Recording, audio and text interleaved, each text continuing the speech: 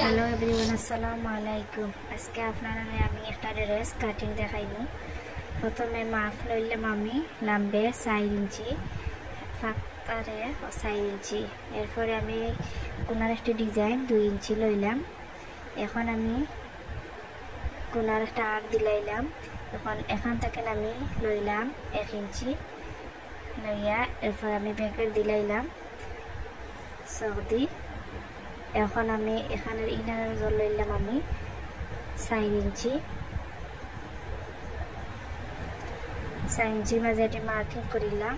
এরপরে এখান থেকে লইলাম আমি 7 ইঞ্চি। 7 ইঞ্চির মাঝে একটা আমি মার্কিং করিলাম। এরপরে পাতারে লইলাম মাঝারি আরও 4 ইঞ্চি।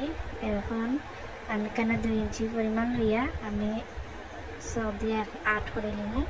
এখন সাইজে লইলাম আমি একালো 9.5 2 ভাগে আপনারা গিয়া 8.5 পরে আমি 9.5 লইলাম।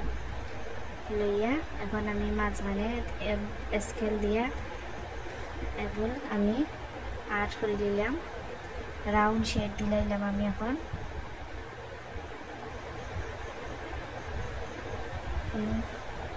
আমি রাউন্ড শেড দিয়া এখন আমি কাটি লিব। আমার কাটিং করা শেষ। এখন আমি কাটিয়া লই লিব। সরি আপনারা কইতাম বলে লিছি, পিছনের আমি 3 ইঞ্চি পরিমাণ লওয়া লাগে। আমি কারণ বলে লিসলাম এলাকে এখন 3 ইঞ্চি প্রথমে আমি পিছনে গলা লইছি। এখন আমি হাতা কাটি লিব। হাতা কাটার পরে এখন আমি সাইড কাটি লিব। সাইডের কাপড় দেরি যে কাপড়টা আছে একটা আলাদা করে লিব।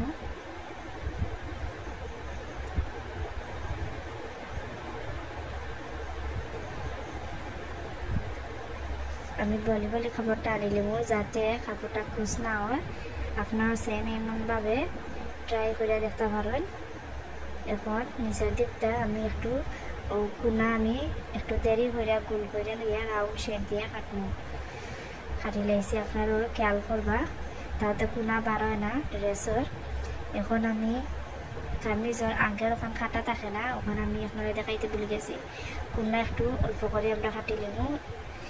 এরপরে ওখানে আমরা ভিতরের যে পাট পিছনের যে গলা ও কাপড়টা আমরা সরাইয়া এখন আগর পাটের গলা কাটি নেব।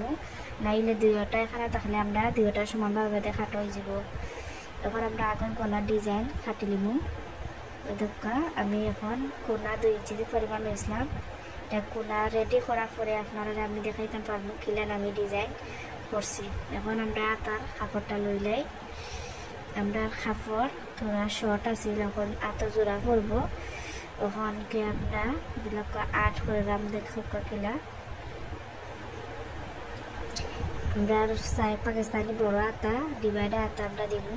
এলাকে রাউন্ড শেডটা আমরা বড় করে লইছি এক বাজু। এখন দেখিলে আমরা হাঁটি লিলাম।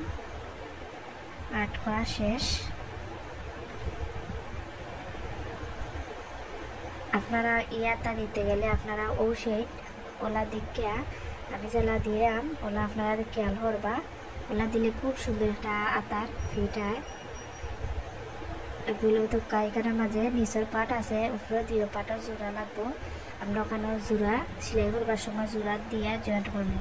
এখানে তো কোনা বাড়ি গেছে, আমরা কোনাটা ওলা রাউন্ড শেড দিয়ে খাটিয়ে নিব তো যাতে আর কোনা বাড়াইতো না। আমি পরের ভিডিওর পরে আপনারা সেলোয়ার কাটিং দেখাবো।